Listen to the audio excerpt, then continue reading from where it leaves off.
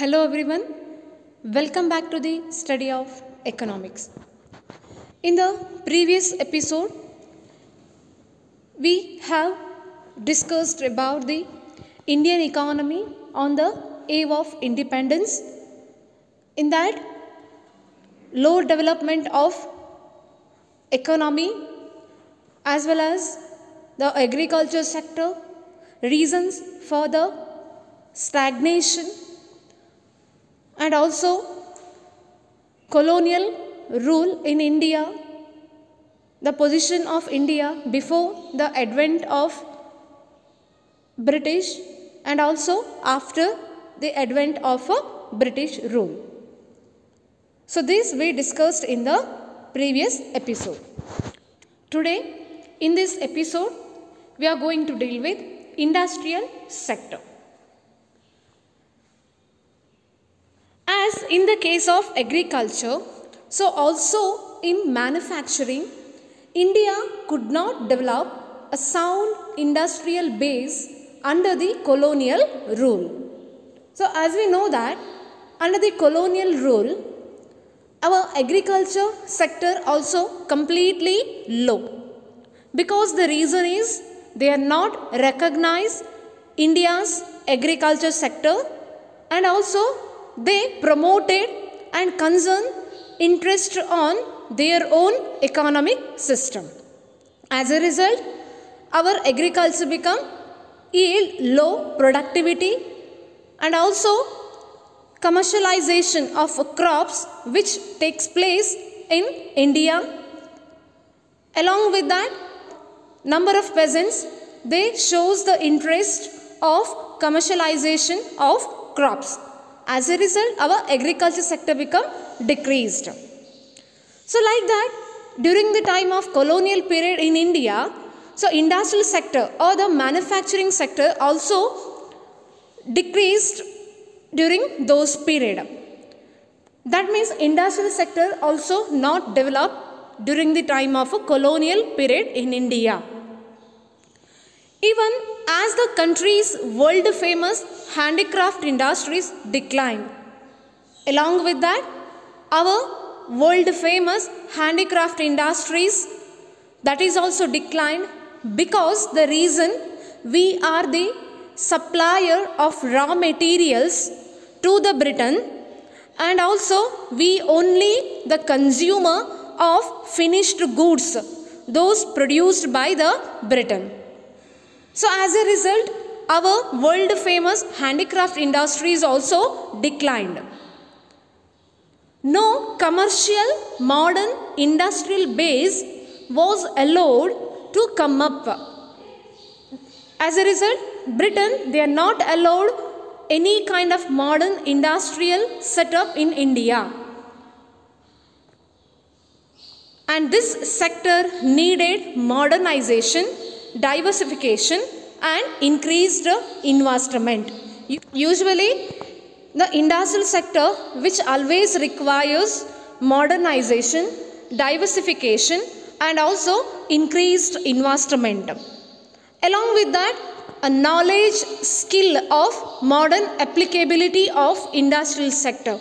So which leads to become high yield in the industrial sector. But due to the lack of encouragement of the Britain, so our industrial sector or the manufacturing sector also not developed properly. This is what the condition of industrial sector of India during the colonial period.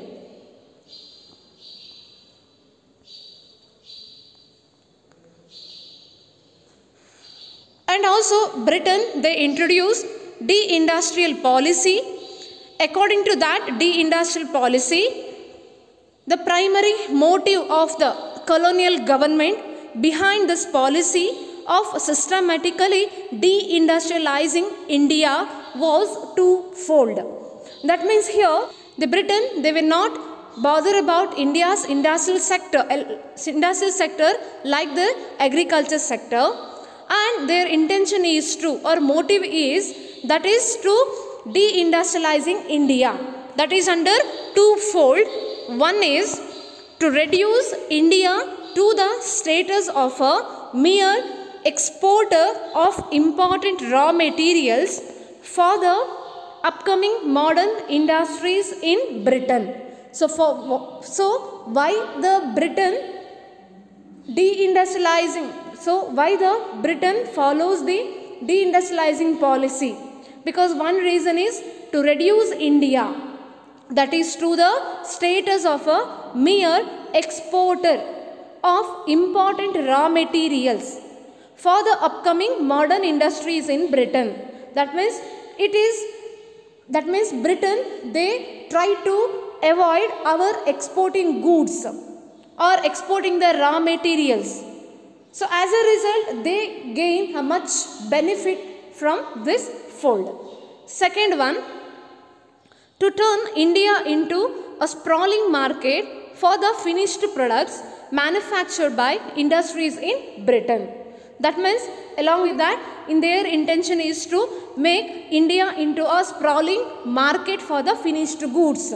That means we need to buy the finished goods that is also manufactured by industries in Britain. So those finished goods produced by the Britain, so that goods only we need to purchase.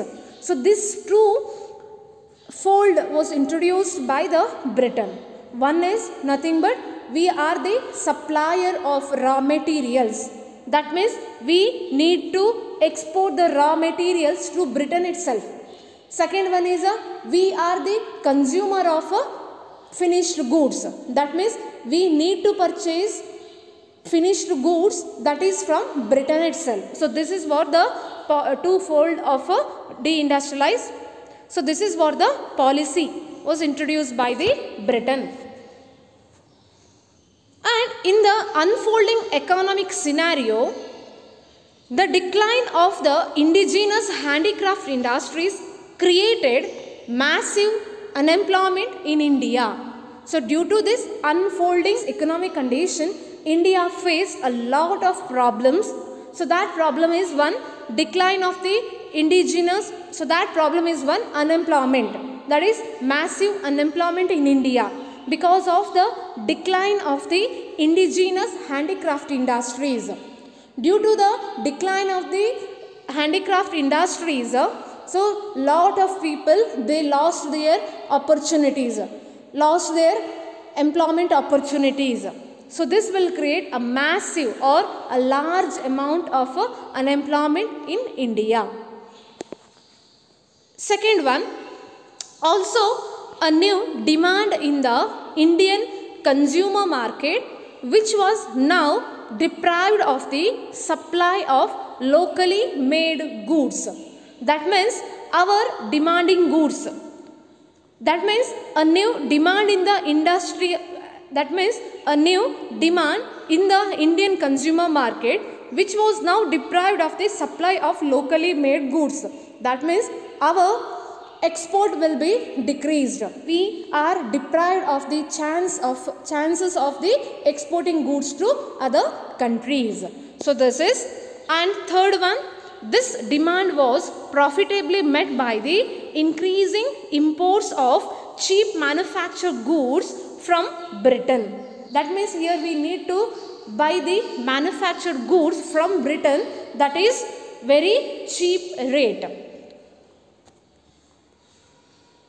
So these problems we faced after the unfolding economic scenario. And afterwards, we also introduced in India some of the policies, that is industrialization, that means modern industries. Later on the stage, India, we also introduced a modern industries, but this modern industries also not played much gain in the economy. During the second half of the 19th century, modern industry began to take root in India, but its progress remained very slow. So that is in the second half of the 19th century. Okay, so modern industry began to take a root in India. So modern industry will be takes place, that is in the half of the 19th century. Initially this development was confined to the setting up of cotton and jute textile mills.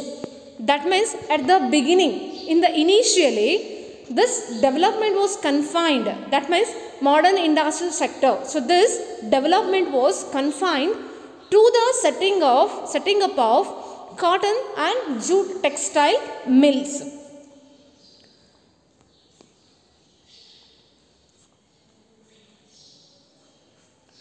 The cotton textile mills, mainly dominated by Indians, which located in the western parts of the country, namely Maharashtra and Gujarat.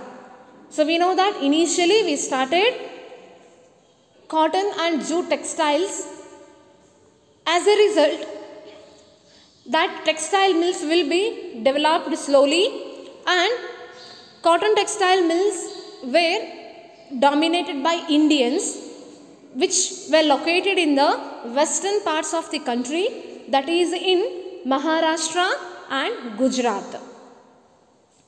While the jute mills dominated by foreigners were mainly concentrated in Bengal.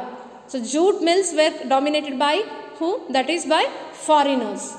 That is concentrated in Bengal.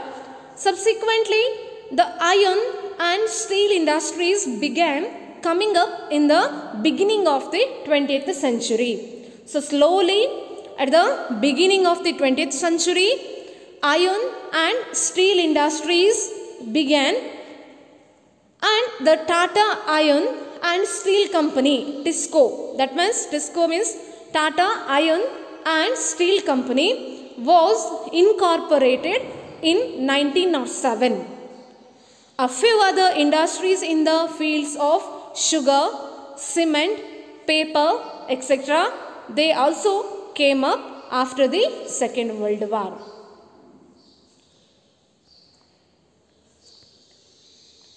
Along with capital goods industries also introduced. So capital goods industries to help promote further industrialization in India. Then what is capital goods industries? Capital goods industry means industries which can produce machine, tools, and which are in turn used for producing articles for current consumption.